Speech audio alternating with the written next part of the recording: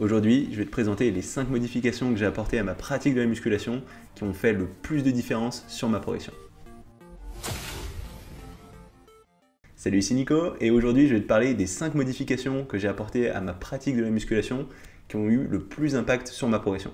Alors je sais que l'année n'est pas encore terminée, mais j'ai déjà eu pas mal de déclics, des nouveaux résultats grâce à ça, et du coup je voulais t'en parler dès maintenant. Donc c'est parti, je vais te parler de ces 5 points, et on va rentrer directement avec le premier, à savoir le fait d'avoir diminué la durée de mes séances, et d'avoir augmenté ma fréquence d'entraînement à la place sur mes différents muscles. Parce qu'avant, ce que je faisais, c'était en gros entraîner chaque muscle 1-2 fois par semaine, avec entre 3 à 5 jours de repos selon la taille du muscle. Plus le muscle est gros, plus j'ai 7 temps de repos, plus le muscle est petit, moins j'ai 7 temps de repos. Mais j'avais quand même tendance à toujours laisser au moins 2-3 jours de repos. Et c'est vrai que cette année, ce que j'ai fait, c'est j'ai réduit la durée de mes séances d'entraînement. Ça veut dire qu'au lieu de faire 3-4 exercices, je me suis peut-être retrouvé à faire 2-3 exercices, avec peut-être exception des jambes où j'en fais toujours plus, parce que c'est un plus gros muscle.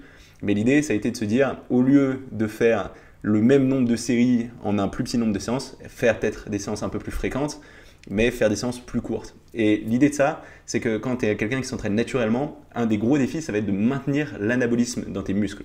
Ça veut dire que naturellement, ton corps, il n'a pas trop tendance à construire du muscle. Et le fait d'avoir régulièrement un travail de ces muscles-là, quel que soit ton travail, ça maintient en soi l'anabolisme, donc ça te permet de construire du muscle.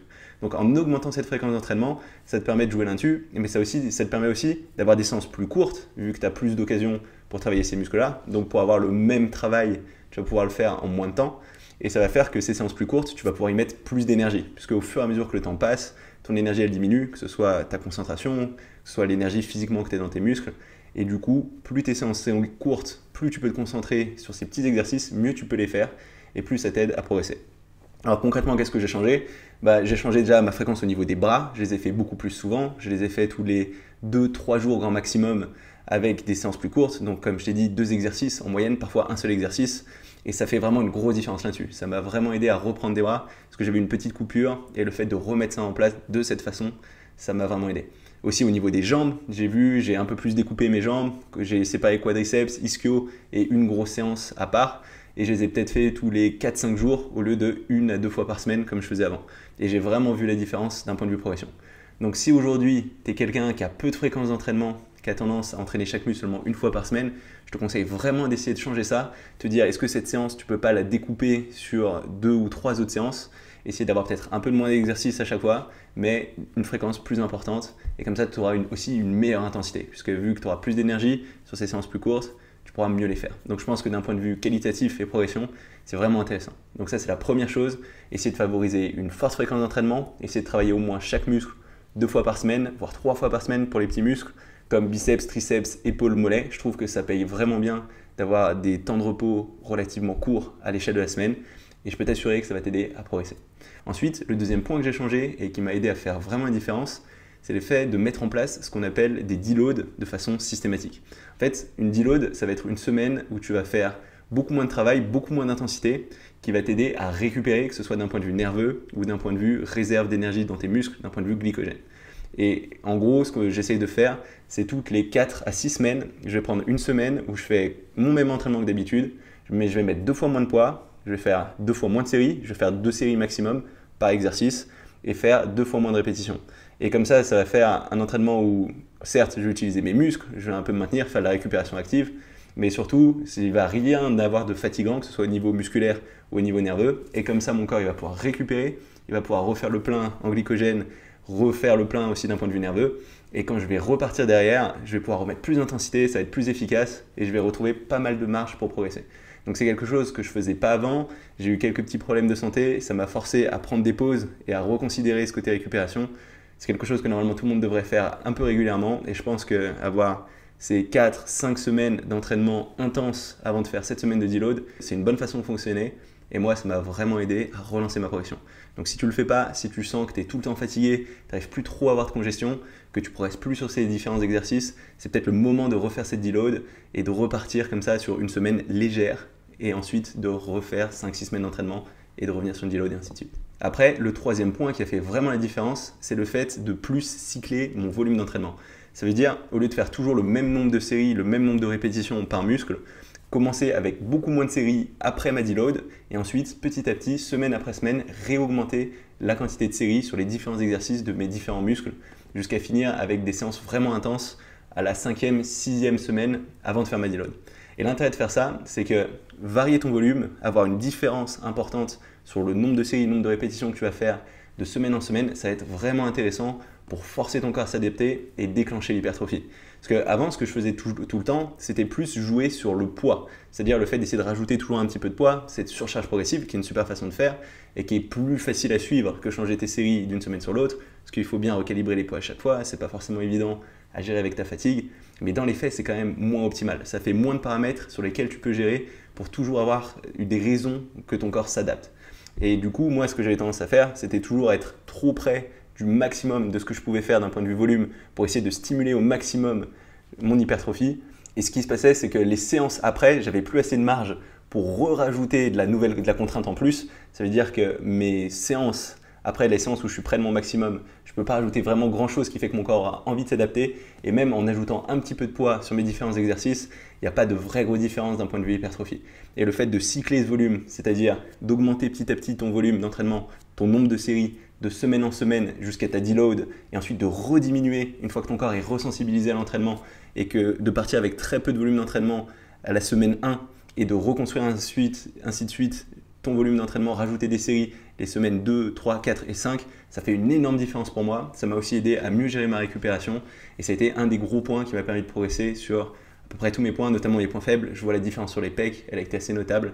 Donc c'est quelque chose que je te conseille de mettre en place si tu ne l'as pas encore essayé. On arrive ensuite au 4e point qui a fait la grosse différence pour moi cette année. Et ce 4e point, c'est d'avoir été en paix avec l'idée de délaisser mes points forts. Parce que les points forts, c'est toujours les muscles qu'on a envie de faire en premier. Puisque vu qu'on est fort dessus, on va pouvoir mettre lourd. En général, on a de bonnes sensations, ça se voit bien.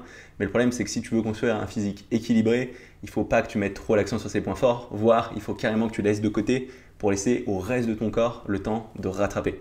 Et moi, en fait, mon point fort, ça a toujours été les épaules. C'est quelque chose que j'ai toujours eu. Je suis né avec les épaules carrées. J'étais tout maigre, j'avais pas de bras, pas de pecs, pas de jambes, rien. Mais j'avais un peu d'épaules. Et quand j'ai commencé à faire de la muscu, même avec des petits gestes de presse qui étaient censés cibler mes pecs, mes épaules, elles ont grossi de façon disproportionnée par rapport au reste de mon corps.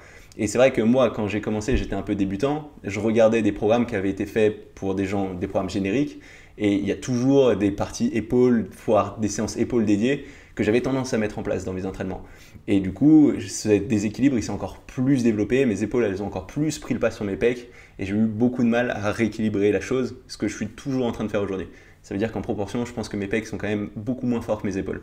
Et ce que j'ai fait cette année, c'est carrément accepter de ne plus travailler mes épaules. Ça veut dire qu'avant, certes, les épaules, j'ai travaillé moins que le reste, puisque j'avais conscience que je n'avais pas besoin d'autant d'entraînement pour progresser, mais j'ai travaillé quand même intensément. Je m'étais quand même lourd, j'essayais de les travailler de temps en temps en premier, alors que c'est quelque chose que j'ai complètement laissé tomber.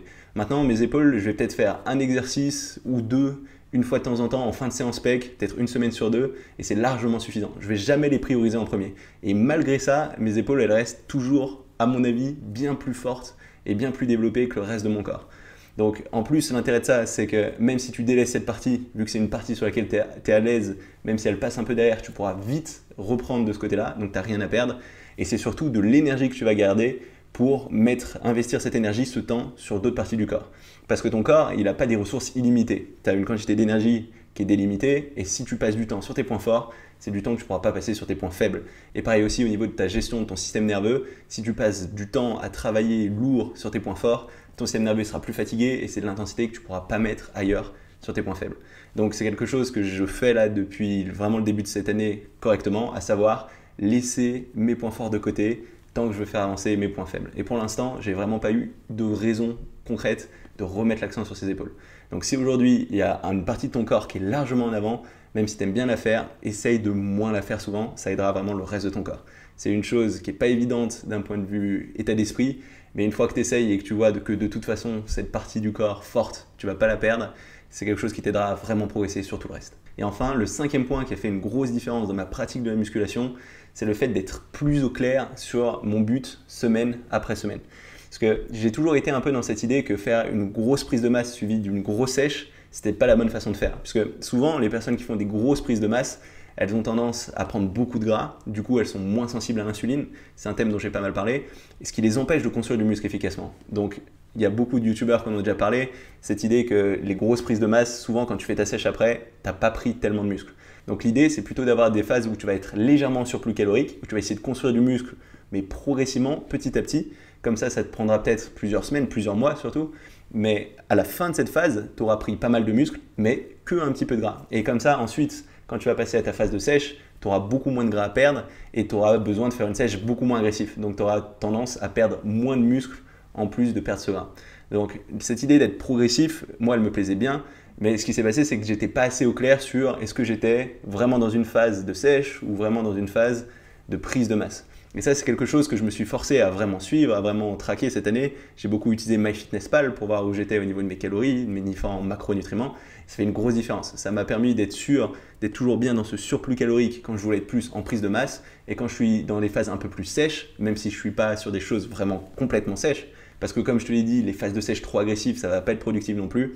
Et bah, sur ces phases-là, j'étais sûr d'être en déficit calorique, de pas trop, et de suivre ça correctement. Donc en fait, le fait d'être clair, de dire cette semaine, je vais m'assurer d'être légèrement en surplus calorique, et c'est une semaine que je dédie à ça, et de faire ça peut-être pendant 3-4 semaines, avant de passer à une semaine où je dis cette semaine, je vais essayer de sécher un peu pour voir un peu le muscle que j'ai construit, pour essayer d'être pas trop gras, rester sensible à l'insuline et d'être très au clair semaine après semaine sur le but que tu vas accomplir, c'est quelque chose d'assez important. Parce que si tu es un peu entre les deux, ton corps il sera un petit peu en train de construire du muscle, un petit peu en train de perdre du gras et ça peut marcher si tu es débutant, mais dès que tu commences à progresser, c'est important d'avoir quand même des priorités et de faire peut-être des cycles de 5-6 semaines là encore, ça peut être même 1 à 3 mois si tu es quelqu'un d'assez patient.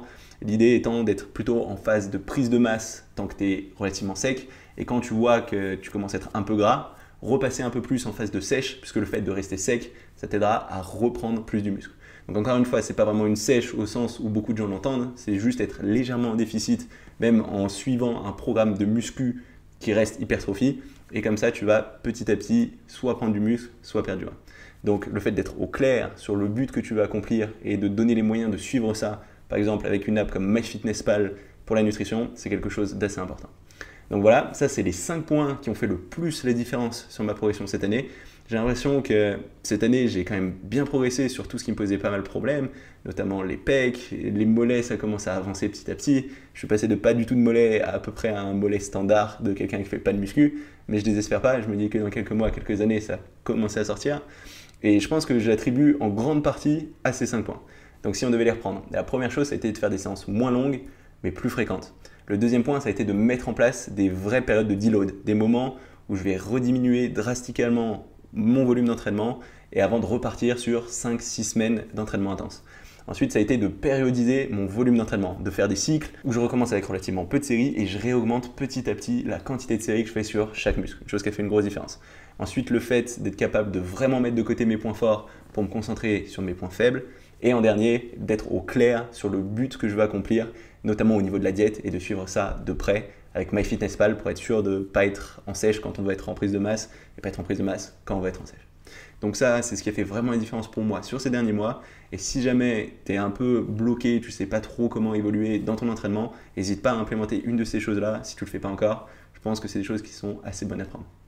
Voilà, c'est tout pour cette petite vidéo. Si jamais elle t'a plu, n'hésite pas à mettre un petit pouce bleu ou un petit commentaire. Si tu as des ressources ou des recherches en lien avec ce thème, n'hésite pas à la mettre sous cette vidéo. Je pense que ça peut aider tout le monde d'avoir ces choses-là. Aussi, si tu n'es pas encore inscrit à ma chaîne YouTube, tu peux le faire maintenant. Comme ça, tu sauras quand je sors de nouvelles vidéos. J'en sors toutes les semaines. Du coup, on se retrouve très rapidement pour une nouvelle vidéo. Salut!